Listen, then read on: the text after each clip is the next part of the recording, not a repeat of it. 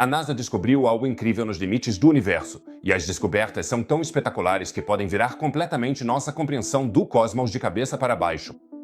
De misteriosas paredes magnéticas a enigmáticas estruturas cósmicas. Hoje vou levar você em uma jornada aos limites mais extremos da realidade. Não deixe de assistir até o final porque o que você está prestes a ver vai te deixar sem palavras. Bem-vindos, pessoal!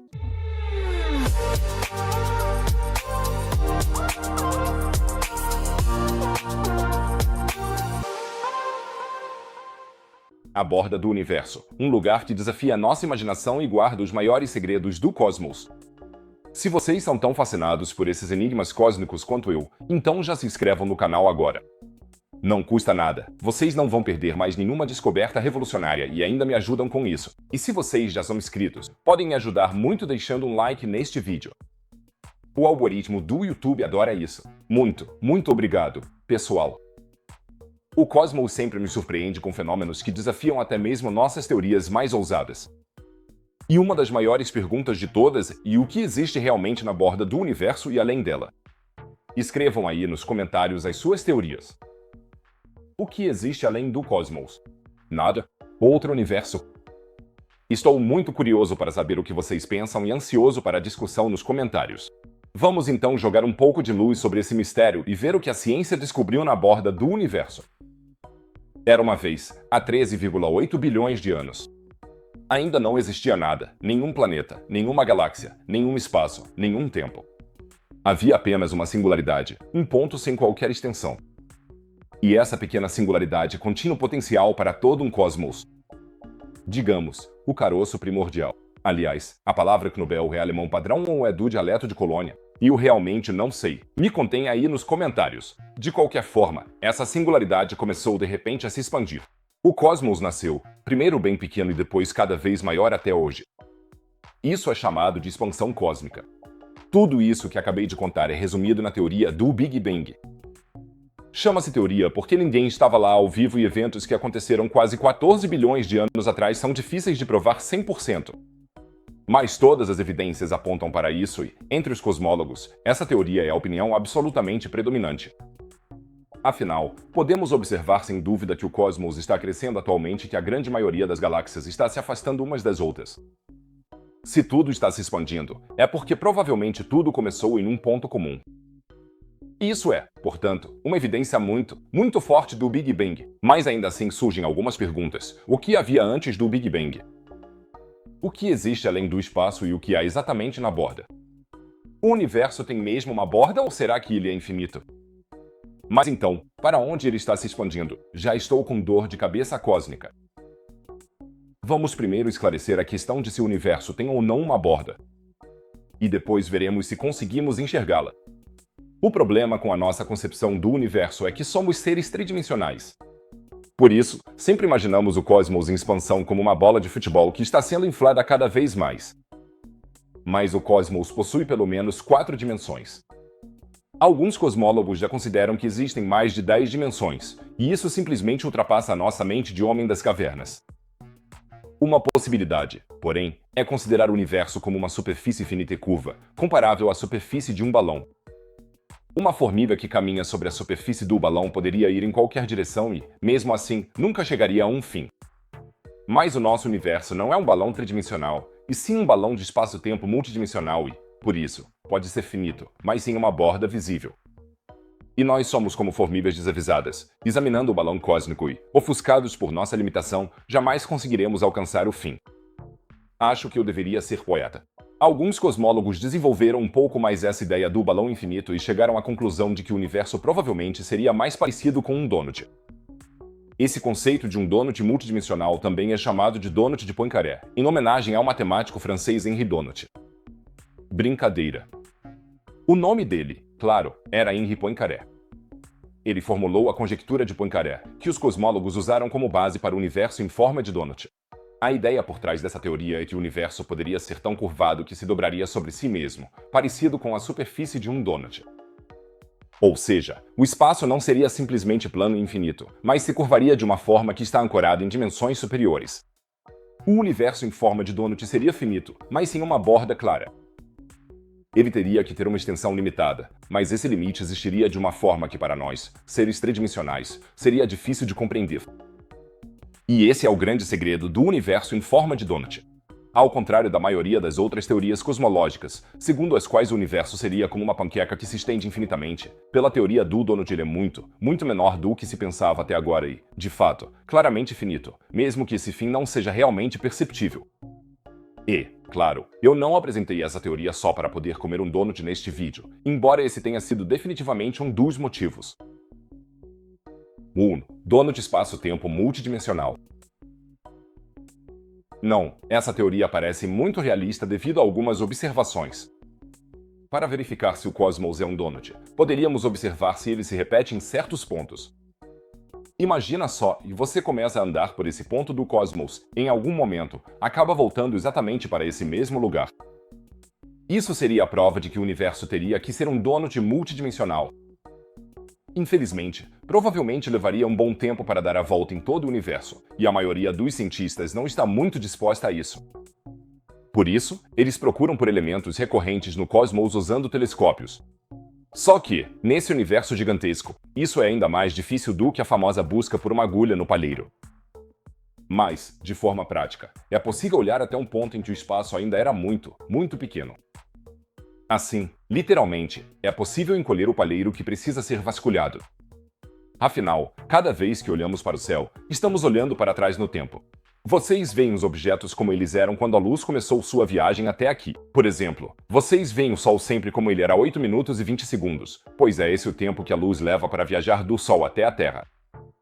Os astrofísicos conseguem olhar muito, muito mais para trás, até um ponto em que o universo tinha apenas algumas centenas de milhares de anos. Isso porque, há cerca de 380 mil anos, o universo se tornou transparente. Isso significa que, de repente, foi emitida radiação, mais precisamente radiação cósmica de micro-ondas. Até esse momento, conseguimos olhar para trás e ver então uma parede gigantesca, que nos cerca por todos os lados, feita justamente dessa radiação de micro-ondas. Isso é chamado de radiação cósmica de fundo. Como naquela época o universo era muito menor do que é hoje, para os cosmólogos é muito mais prático analisar essa radiação cósmica de fundo em busca de padrões recorrentes, a fim de encontrar evidências do donut.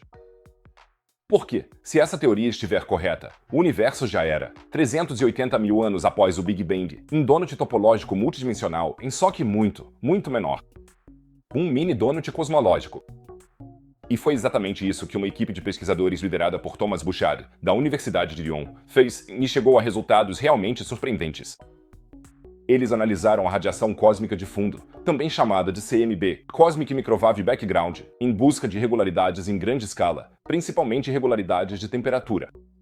A hipótese era que, se uma ou mais dimensões do nosso universo se reconectassem a si mesmas como em um donut, essas irregularidades não poderiam ser maiores do que a distância entre os pontos onde o universo teria que se reconectar. Thomas Bouchard coloca da seguinte forma, e em um espaço infinito, as perturbações na temperatura da radiação CMB existem em todas as escalas. Mas se o espaço for finito, então faltam aqueles comprimentos de onda que são maiores do que o tamanho do espaço. Ou, formulando de maneira científica, se o universo é um donut, ele não pode ser uma panqueca. Mas mesmo que você, como eu, pense em donuts com muita frequência, ainda assim é muito, muito difícil imaginar isso, admito, porque um donut multidimensional simplesmente ultrapassa a capacidade dos nossos pequenos cérebros. Mas, de forma simplificada, pode-se dizer que, por exemplo, na distribuição de temperatura do cosmos deveria haver menos irregularidades, caso ele se repetisse em forma de anel em vários pontos. E, de fato, as pesquisas de Thomas Bouchard e sua equipe mostraram exatamente isso. Ele diz: encontramos uma concordância muito melhor com as flutuações observadas, em comparação com o modelo cosmológico padrão, do qual se supõe que seja infinito. A resposta do nosso trabalho é clara. O universo finito se ajusta melhor às observações do que o modelo infinito. Então, vamos trabalhar com a hipótese do universo em forma de donut. O donut tem uma borda. Então, a gente deveria conseguir ver essa borda de alguma forma, certo? Infelizmente, não é bem assim, porque essa borda provavelmente estaria além do nosso horizonte observável. O horizonte observável é a distância máxima que a luz pôde percorrer desde o Big Bang que, por isso, conseguimos enxergar da Terra com telescópios. Tudo que está além desse horizonte observável é invisível para nós, porque a luz ainda não teve tempo suficiente para chegar até aqui. E quão incrível é pensar que existem grandes partes do cosmos que a gente nem sequer consegue imaginar. É um pouco como estar em um navio e já enxergar uma imensa extensão do oceano ao seu redor. Mais atrás da curvatura da Terra, ainda espera por vocês todo o resto, que só poderão ver quando passarem por cima dessa curvatura. Ou seja, somos navegadores em um mar de estrelas, e o que sabemos é uma gota, enquanto o que não sabemos é um oceano. Ok, última tentativa poética de hoje, prometo. Mas é muito provável que a luz da borda também não chegue à Terra num futuro distante, pois o cosmos não segue suas próprias regras. Em grandes escalas, ele se expande mais rápido que a velocidade da luz. Suponha que duas galáxias em direções opostas no céu estejam a 20 bilhões de anos-luz uma da outra. Com a taxa atual de expansão do universo, a distância entre elas aumentaria em 0,007% em 1 milhão de anos, o que equivale a 1,4 milhão de anos-luz. 1,4 milhão de anos-luz em 1 milhão de anos? Obviamente, mais rápido que a luz. Aliás, isso não faria Einstein se revirar no túmulo, porque ele não se importaria com isso. O limite de velocidade cósmica de Einstein se refere apenas ao movimento de objetos físicos através do espaço de um ponto do universo a outro. De modo geral, a expansão do espaço não tem nada a ver com o movimento de objetos dentro do espaço e não é limitada de forma alguma pela velocidade da luz. Portanto, a física pode respirar aliviada, mas nós não. Porque isso significa que as informações vindas da borda do cosmos nunca chegarão até nós, pois se movem mais devagar do que o próprio cosmos se expande. É loucura, né? Essas questões cosmológicas fazem até os físicos mais brilhantes ficarem pensativos. A NASA e outros institutos de pesquisa fizeram descobertas ainda mais impressionantes nos últimos anos, que nos aproximam da compreensão da borda do cosmos. Uma das descobertas mais espetaculares diz respeito à maior estrutura de todo o universo e à teia cósmica. E aqui, os astrônomos descobriram algo totalmente inesperado. Só de comparar com as dimensões do nosso sistema solar, nós, humanos, somos absolutamente minúsculos. O fim da nuvem de Oort, o limite gravitacional do nosso sistema solar, está a mais de um ano-luz de distância. E isso é só o nosso sistema solar, o nosso lar cósmico. A Via Láctea, nossa galáxia, segundo estimativas mais recentes, tem mais de 200 mil anos-luz de extensão. E além da Via Láctea, existem até 1 trilhão de outras galáxias, e o universo como um todo tem, segundo estimativas, cerca de 93 bilhões de anos-luz de tamanho. Meu Deus, agora eu realmente me sinto pequeno e insignificante.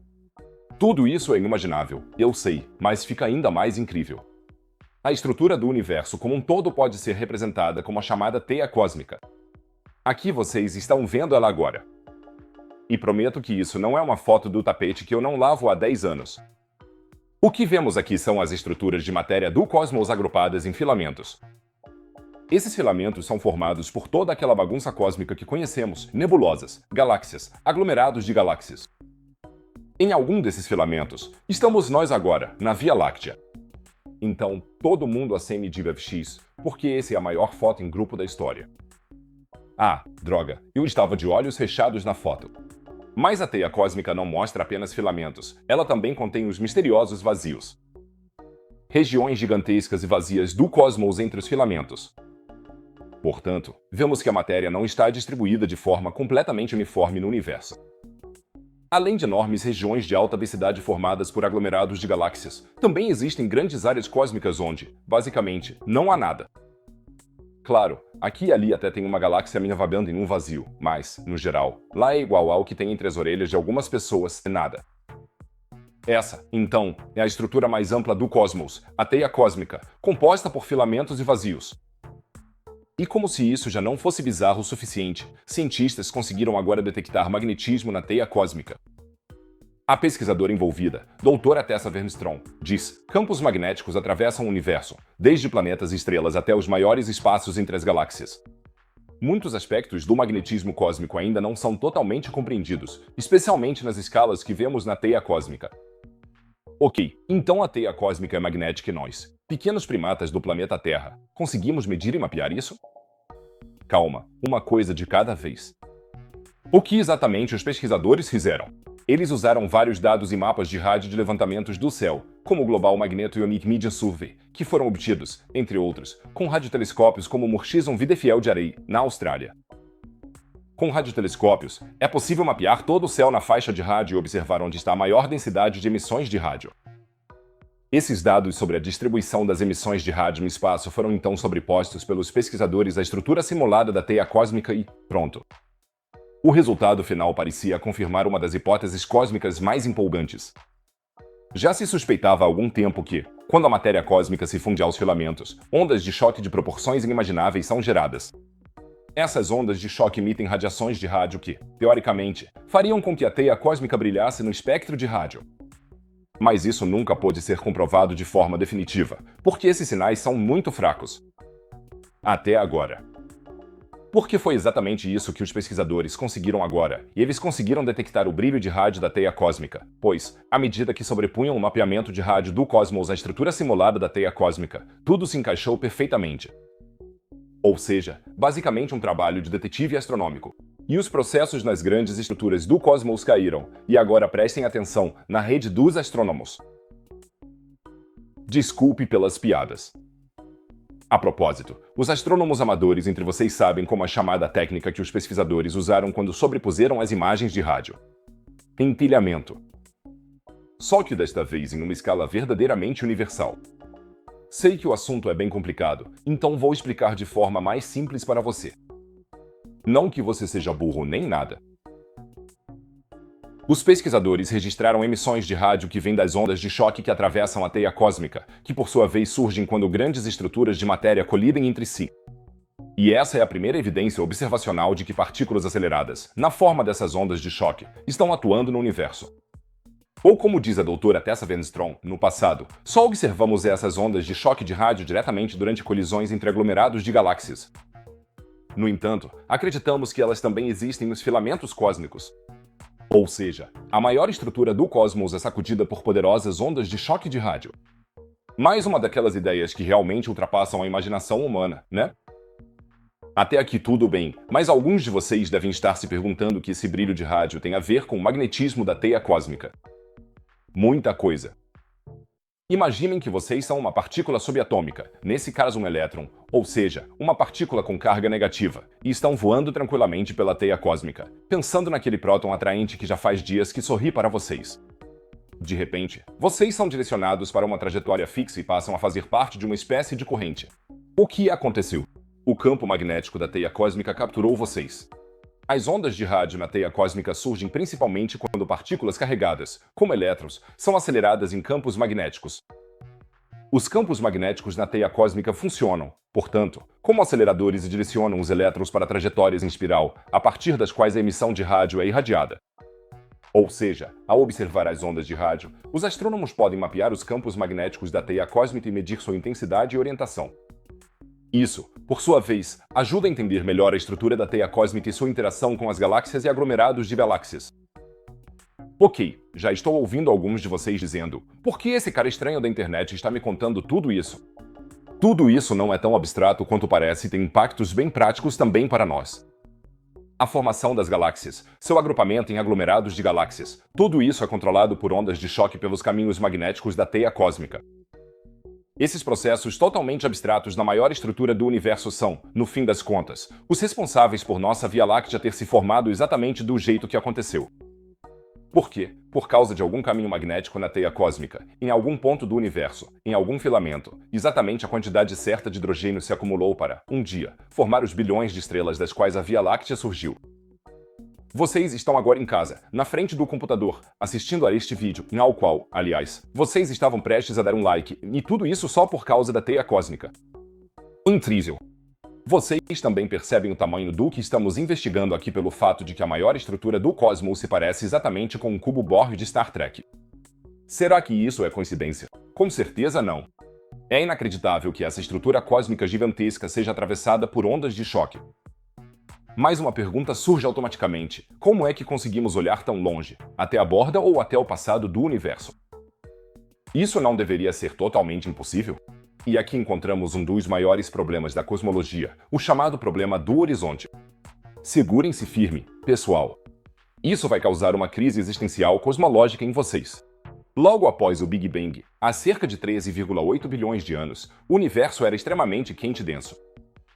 Nesse estado primordial, matéria e radiação estavam tão intimamente ligadas que o universo era opaco, parecido com a superfície de uma estrela hoje em dia. Mas, com a expansão do universo, ele foi esfriando. Após cerca de 380 mil anos, a temperatura havia diminuído o suficiente para que elétrons e prótons pudessem se unir e formar átomos neutros. Essa transição de um plasma opaco para um universo transparente é chamada de Era da Recombinação. Durante essa era, surgiu a radiação cósmica de fundo em micro-ondas. Os fótons, que antes eram dispersos pela matéria densa, agora podiam se mover livremente pelo espaço. Esses fótons representam hoje a radiação cósmica de fundo, que podemos observar com telescópios modernos. Eles atravessam todo o universo e carregam informações sobre os momentos mais primordiais de sua história. Como toda vez que olhamos para o espaço estamos olhando para o passado, podemos realmente enxergar até esse ponto em que o universo se tornou transparente. Astronomia, então, é só outra palavra para a viagem no tempo. Esse é um dos motivos pelos quais acho essa ciência tão fascinante. Agora, alguns de vocês devem estar curiosos e perguntando, e mais por que micro-ondas, afinal? A temperatura da radiação cósmica de fundo em micro-ondas hoje é de cerca de menos 270,45 graus. Essa baixa temperatura faz com que o CMB seja uma forma de radiação eletromagnética na faixa das micro-ondas. Com instrumentos de alta precisão, os astrônomos conseguem medir pequenas variações de temperatura no CMB, que indicam pequenas diferenças na densidade e na distribuição da matéria no universo primitivo. Ao estudarmos o CMB, aprendemos mais sobre o universo primitivo e por que o cosmos se desenvolveu da forma como aconteceu. Astrofísicos também procuram por anomalias e irregularidades no CMB para talvez encontrar indícios dos efeitos de outros universos dentro de um multiverso. Então, como vocês podem ver, o CMB é a chave para os maiores mistérios cósmicos de todos. Bom, agora alguém poderia dizer, tudo em paz, tudo maravilhoso. Estudamos o CMB e suas flutuações, então sabemos tudo o que há para saber e podemos ir para casa. Mas infelizmente não é tão simples assim. O CMB guarda muitos enigmas, e o maior e mais bizarro deles é provavelmente o problema do horizonte, que pode ser formulado da seguinte maneira: por que o universo, quando olhamos em diferentes direções, parece tão homogêneo e isotrópico, mesmo que certas regiões do universo nunca tenham interagido entre si? O fato de o universo ser homogêneo e isotrópico é chamado de princípio cosmológico. Homogêneo significa que o universo se apresenta a um observador sempre da mesma forma, independentemente de sua posição no espaço. Isotrópico significa que ele se apresenta ao observador sempre da mesma forma, independentemente da direção de observação no espaço. Esse princípio se refere às escalas realmente grandes. Isto aqui é a teia cósmica, a estrutura em grande escala do universo, que provavelmente veríamos se pudéssemos dar um zoom bem grande para fora. Se vocês forem religiosos, poderiam dizer que este é o mapa no qual Deus brinca com o universo. As galáxias estão dispostas nesses filamentos mais brilhantes. Entre os filamentos existem áreas enormes e vazias, chamadas de vazios, voids. Bem, e nessa escala realmente grande, o universo é super uniforme. Um tapete de fiapos roxo uniforme, que provavelmente está precisando urgentemente de uma limpeza. Mas essa uniformidade não faz sentido, porque desde o Big Bang nem todas as regiões do cosmos estiveram em interação umas com as outras, portanto, não puderam se igualar. Esse é o problema do horizonte. Antes de falarmos sobre as possíveis soluções, pausem o vídeo agora e escrevam suas ideias nos comentários. Qual é a resposta para o problema do horizonte? Como o espaço pôde se tornar tão uniforme?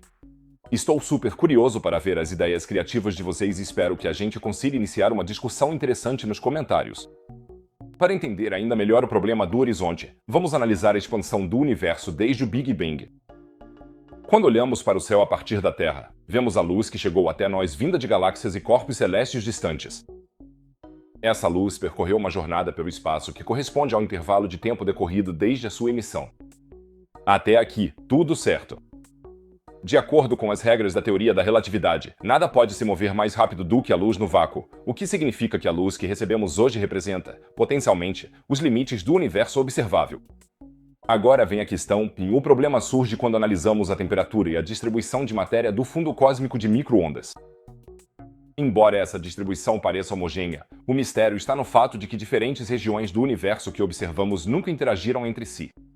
Por exemplo, a luz de uma extremidade do universo observável nunca poderia ter alcançado a outra extremidade, pois a distância é grande demais para ter sido percorrida durante toda a idade do cosmos. Afinal, o universo tem apenas 13,8 bilhões de anos. Mas o universo visível tem pelo menos 93 bilhões de anos-luz de diâmetro. E, mesmo assim, todas as regiões cósmicas parecem ter propriedades semelhantes. É como se você tivesse um copo gigante, embaixo está a tônica, e em cima você despeja o gin. E, embora pelas leis da física fosse teoricamente impossível que o gin já tivesse se misturado com a tônica, o drink já está perfeitamente misturado e pronto para beber. De algum jeito, a astronomia sempre me dá vontade de tomar um gin tônica. Também não sei porquê. Como podemos resolver o problema do horizonte? Existem algumas ideias. Uma das mais proeminentes é a teoria da inflação, proposta por Alan Guth nos anos 1980. Essa teoria postula que o universo, logo após o Big Bang, passou por uma fase de expansão inflacionária extrema. Isso permitiu que regiões distantes do universo entrassem em contato e atingissem um estado homogêneo. A teoria da inflação não explica apenas o problema do horizonte, mas também fornece explicações para outras observações, como a planicidade observada do cosmos e a ausência de monopolos magnéticos no universo. Por outro lado, parece um tanto arbitrário simplesmente assumir uma expansão inflacionária desse tipo só porque isso se encaixa bem com nossas observações. Na minha opinião, uma solução um pouco mais elegante é o universo cíclico. De acordo com essa ideia, o universo existe em um ciclo interminável de expansão e contração. Durante a fase de contração, regiões distantes do cosmos entram em contato e atingem um estado de equilíbrio térmico. Na fase de expansão seguinte, o universo mantém essa homogeneidade, o que poderia explicar a uniformidade observada do fundo cósmico de micro-ondas. Nosso gin tônica, portanto, já está misturado, porque talvez ele já tenha se contraído e se expandido infinitas vezes, por isso talvez não devêssemos mais bebê-lo, já que estaria bastante passado. Depois, há a ideia de que a velocidade da luz não é fixa, mas que ela era variável no cosmos primitivo logo após o Big Bang e que a luz era tão rápida que todas as áreas do cosmos podiam entrar em contato umas com as outras. Mas não há muitas evidências de variabilidade da velocidade máxima c. E isso também abriria a caixa de Pandora, porque estaríamos realmente abalando as constantes das leis da natureza. Então, qual é a solução mais provável para o problema do horizonte? Depois de termos discutido várias teorias, escrevam nos comentários qual delas mais convence vocês ou se talvez alguma delas até bate com as suas próprias ideias. Estou super curioso para saber o que. Isso tudo já é, na verdade, inimaginável o suficiente. Mas agora os cosmólogos descobriram algo ainda mais assustador. Atualmente, a borda do universo continua se expandindo para fora. O cosmos está se expandindo, mas essa expansão pode simplesmente parar a qualquer momento. O universo pode começar a encolher no próximo segundo. Sem brincadeira, pessoal, essas novas descobertas são chocantes. O termo Big Bang foi originalmente criado para ridicularizar o descobridor da teoria do Big Bang, o físico e padre belga Georges Lemaitre. Ah, você com esse seu Big Bang bobo, que vergonha alheia. Mas Georges Lemaitre estava certo e hoje a teoria do Big Bang é o padrão na cosmologia e é amplamente considerada comprovada. Mas ainda falta aquela última pitada de certeza, já que não se pode simplesmente olhar até o Big Bang. Talvez o telescópio James Webb, que foi lançado há algumas semanas, nos traga descobertas revolucionárias sobre o universo primitivo, já que com ele é possível olhar mais para trás no tempo do que nunca antes. Mas hoje, na verdade, não vamos falar sobre o começo do universo, e sim sobre o seu fim. Esse é um tema muito amplo, já que ninguém sabe ao certo como o universo vai acabar. Já faz algum tempo que se descobriu que a expansão do cosmos acontece desde o Big Bang. Curiosamente, não diminui quanto mais tempo passa desde o Big Bang, mas sim fica cada vez mais rápida. A expansão está aumentando. Coisa estranha, porque o Big Bang aconteceu há 13,8 bilhões de anos. Quanto mais tempo passa, mais a energia dele deveria diminuir. Por isso, os astrofísicos inventaram um termo para algo que faz o cosmos expandir mais rápido. Esse termo é energia escura. Resumindo, ninguém sabe o que é energia escura, mas de algum jeito ela precisa existir, porque alguma coisa tem que estar fazendo o cosmos expandir mais rápido.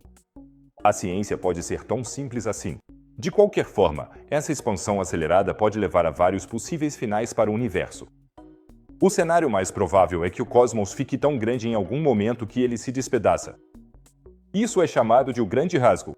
Ou, alternativamente, pode chegar um momento em que o universo fique tão gigantesco que a energia escura infiltre até as menores estruturas e o cosmos, de fato, simplesmente congele, e isso seria o grande congelamento. Ambos os eventos, o grande rasgo e o grande congelamento, significariam que o cosmos estaria morto, o que, claro, seria um pouco desagradável, mas até agora se assumia que isso só aconteceria em um futuro muito distante. Até agora, porque agora vêm as notícias assustadoras. A expansão do cosmos pode parar muito mais rápido, em termos cósmicos, praticamente num piscar de olhos. Ok, talvez não tão rápido assim, mas muito em breve. Cosme Andrei, da Universidade de Princeton, nos Estados Unidos, criou alguns modelos teóricos sobre a expansão do universo. Em seus resultados publicados, que eu coloquei para vocês no link abaixo do vídeo, ele diz que o universo está destinado a passar por uma série de transições suaves. A expansão acelerada que observamos atualmente vai parar. Logo depois, a expansão vai parar completamente e o universo entrará em uma fase de contração lenta. A base para essa ideia é, acima de tudo, um exercício mental com a energia escura. Cosme Andrei parte, no artigo, da ideia de que a energia escura não é uma constante presente em todo o cosmos, mas que o universo visível para nós está, de fato, cheio de energia escura, porém cresce em direção a uma espécie de vácuo real, sem energia escura. Em algum momento, a influência da energia escura vai ficando cada vez mais fraca, até que finalmente ocorre um movimento contrário, a expansão para o universo começa a encolher. E se considerarmos isso como uma possibilidade, é possível calcular de forma relativamente concreta quando essa fase de contração poderia começar. No cenário mais rápido calculado, isso poderia acontecer já em 65 milhões de anos. Agora vocês podem dizer, isso não me interessa. 65 milhões de anos é tanto tempo, eu nem vou receber a aposentadoria do governo mesmo. Mas, do ponto de vista cósmico, esse é um período extremamente curto. Há 65 milhões de anos aconteceu justamente a extinção em massa dos dinossauros. Mas o nosso planeta já tem entre 4 e 5 bilhões de anos. Portanto, 65 milhões de anos é um período assustadoramente curto para a reversão da expansão cósmica. E a questão é, em que influência isso teria sobre nós, se o universo de repente começasse a encolher em vez de crescer? A princípio, não teria grande impacto, provavelmente até teríamos dificuldade em perceber isso, porque a maioria dos objetos no espaço profundo, que estão se afastando de nós, está tão distante que seria preciso esperar vários milhões de anos para conseguir comprovar uma aproximação significativa. E os objetos que estão mais próximos de nós, como por exemplo a nossa galáxia vizinha Andrômeda, que vocês estão vendo aqui agora, na verdade não estão se afastando devido à expansão, porque sua gravidade é tão forte que supera a expansão cósmica. No caso da galáxia Andrômeda, isso faz com que estejamos nos aproximando e, em um futuro distante, ela vai se fundir com a Via Láctea. Esses objetos próximos, portanto, não servem para confirmar ou refutar a afirmação sobre a expansão cósmica. Se pensarmos agora em um horizonte de tempo muito, muito longo, o que não faz mal nenhum, então não necessariamente seria ruim para nós se a expansão se invertesse. Porque, no momento, a cada segundo que passa, nossas chances de alcançar galáxias muito distantes diminuem rapidamente, pois quanto mais elas se afastam de nós devido à expansão, mais difícil fica chegar até lá. E se esse desenvolvimento se inverter, então algumas galáxias talvez fiquem ao nosso alcance em algum momento, daqui a algumas centenas de milhões de anos. Agora, um raciocínio totalmente maluco da minha parte. Supondo que a hipótese de Cosme Andrei esteja correta e o cosmos possa começar a encolher em um curto período de tempo, isso não poderia ser uma resposta ao paradoxo de Fermi? Pelo menos em escala intergaláctica. Imaginem uma civilização alienígena extremamente avançada em uma galáxia muito distante, cujas ideias e projetos se estendem por períodos de tempo muito longos. Esses alienígenas querem colonizar uma nova galáxia, a Via Láctea, tomar posse de todos os planetas lá e exterminar todas as formas de vida inteligente e rivais, o que não seria nada gentil.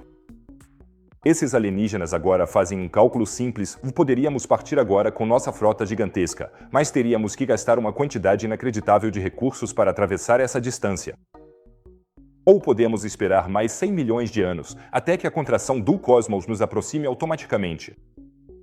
Imagine que você quer, por exemplo, viajar para a Austrália nas férias, mas sabe que no ano que vem a Austrália, por causa de uma deriva continental muito rápida, vai estar bem na porta da sua casa. Então talvez você dissesse, ok, então vou esperar até o ano que vem para tirar férias, até a Austrália estar na porta da minha casa. Eu realmente preciso pensar em comparações melhores. Em outras palavras, a solução para o paradoxo de Fermi em termos intergalácticos, ou seja, o motivo pelo qual ainda não descobrimos alienígenas de fora da Via Láctea, pode ser que estamos justamente em uma fase de expansão do cosmos, mas os alienígenas sabem que muito em breve começará a fase de contração e, até lá, simplesmente estão esperando.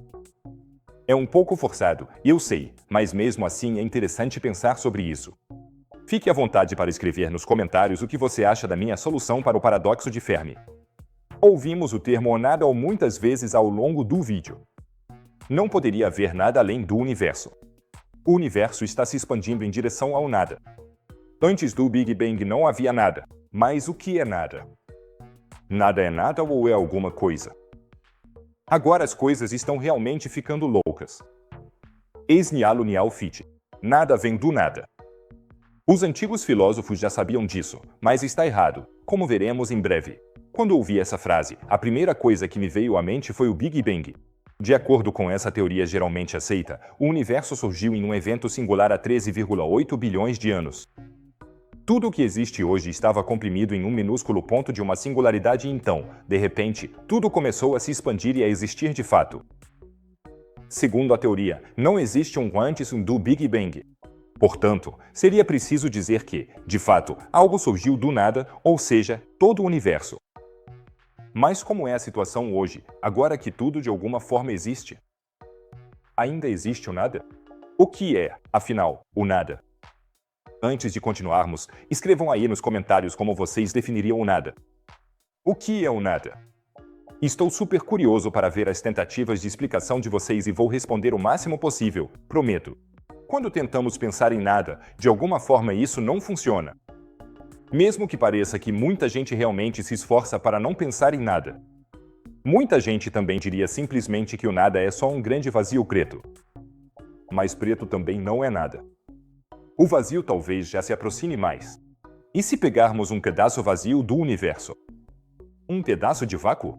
Será que aí dentro existe o nada? Infelizmente, tenho que decepcionar vocês, pessoal. Ainda assim, lá dentro não é nada, mas sim espuma quântica. Vamos pensar de novo no nosso pedaço vazio do universo. Primeiro de tudo, perceberíamos que até mesmo o espaço aparentemente vazio geralmente não é um vácuo perfeito. Mesmo nas regiões mais vazias do cosmos, entre as galáxias, existe a chamada matéria intergaláctica, ou seja, aglomerações extremamente tênues de, por exemplo, hidrogênio e poeira. Já estou ouvindo alguns de vocês sugerirem, então vamos simplesmente sugar o hidrogênio e a poeira para fora. Aí teríamos um vácuo perfeito de nada. Ok, o que aconteceria se os cientistas pegassem nossa caixa cósmica e removessem todo esse material intergaláctico para criar um vácuo ideal, totalmente livre de matéria? A remoção da matéria significaria que restaria energia. Assim como a energia do Sol pode atravessar o espaço vazio e chegar à Terra, o calor de outras regiões do cosmos irradiaria para o nosso vácuo. Portanto, essa área não estaria realmente vazia, mas até isso podemos resolver. Basta resfriarmos a área até a temperatura mais baixa possível, o zero absoluto, de modo que ela não emita mais nenhuma energia. Também construímos muros ao redor deste canto do universo para que nenhuma energia ou radiação externa possa penetrar. Então não haveria absolutamente nada dentro da caixa cósmica. Correto? Incorreto. Infelizmente, a física quântica impede isso. É a parte da física que lida com os processos nos níveis mais minúsculos e que muitas vezes entra em conflito com a nossa realidade aparente. Mesmo tendo colocado nossa caixa vácuo e resfriado ao zero absoluto, os quantas se recusam a ficar inativos. Mesmo em um vácuo teoricamente perfeito, minúsculas partículas subatômicas continuam surgindo e desaparecendo. É um pouco como as bolhas na espuma do banho, quando você se diverte com seu patinho de borracha. Por isso, tudo isso é chamado de espuma quântica. Mas antes de você já encher a banheira para virar um expert em física quântica, vamos primeiro esclarecer exatamente o que isso significa. Um dos princípios mais confusos de todos os princípios quânticos, e todos eles são confusos, e é o princípio da incerteza de Heisenberg. E não estou falando do Heisenberg de Breaking Bad, mas sim do físico Werner Heisenberg. O princípio da incerteza de Heisenberg geralmente é explicado dizendo que não se pode medir perfeitamente, ao mesmo tempo, por exemplo, a posição e o movimento de uma partícula subatômica. Quando Heisenberg descobriu isso, provavelmente alguns de seus contemporâneos disseram: então compre equipamentos melhores, se suas medições são tão precisas, Werner. Mas o ponto é que essa incerteza não pode ser resolvida com aparelhos de medição melhores. Ela é de natureza fundamental. Partículas subatômicas não podem ser determinadas concretamente em duas grandezas de medição ao mesmo tempo.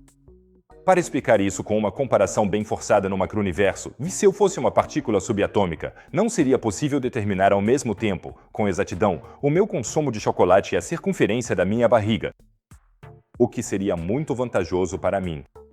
O princípio também diz que não se pode medir perfeitamente a energia de algo e que a medição fica pior quanto menor for o tempo em que se mede. Levando isso ao extremo, isso significa que se você tentar fazer uma medição em um intervalo de tempo próximo de zero, a medição será infinitamente imprecisa. Mas o que tudo isso tem a ver com a nossa busca pelo nada?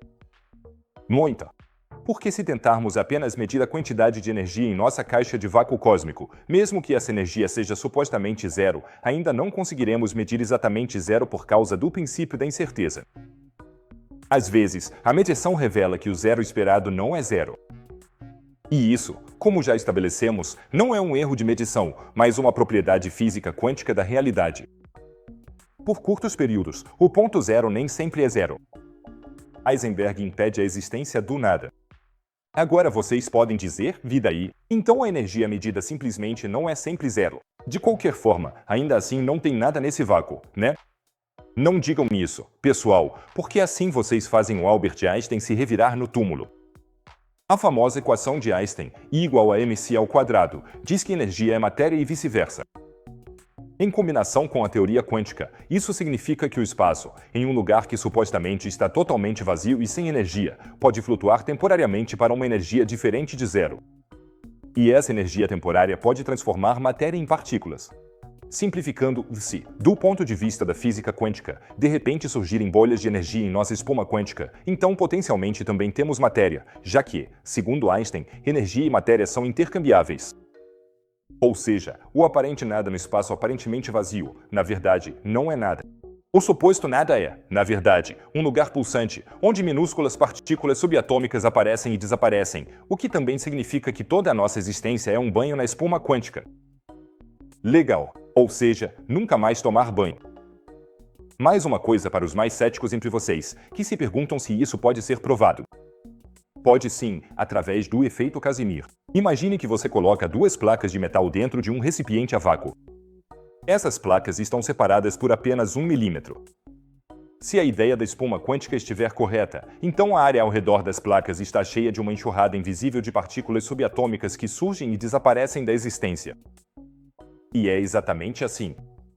Em 2001, cientistas conseguiram comprovar o efeito Casimir. A pressão criada pela espuma quântica faz com que as placas se movam. A espuma quântica é real. Então nada não é nada. Ufa! Não sei você, mas minha cabeça está realmente zumbindo. Provavelmente porque é cheio de espuma quântica. Espero que essas descobertas tenham fascinado vocês tanto quanto a mim. O cosmos está realmente cheio de surpresas, e a cada dia aprendemos mais sobre as estruturas misteriosas nos limites da realidade. E, claro, vou manter vocês informados aqui no canal sobre todas as novas descobertas desses fenômenos cósmicos. Então, se você ainda não fez isso, aperte agora o botão de inscrever-se e não se esqueça de deixar o like neste vídeo. E falando em sinais misteriosos e fenômenos inexplicáveis, na Antártida, pesquisadores recentemente receberam um sinal que, de acordo com as leis da física, simplesmente não deveria existir se ele vem diretamente do gelo. O que está por trás desse fenômeno enigmático vindo do gelo eterno? Para conhecer a história, clique no vídeo no canto superior direito. É emocionante. No mais, se vê no próximo vídeo. Fiquem bem.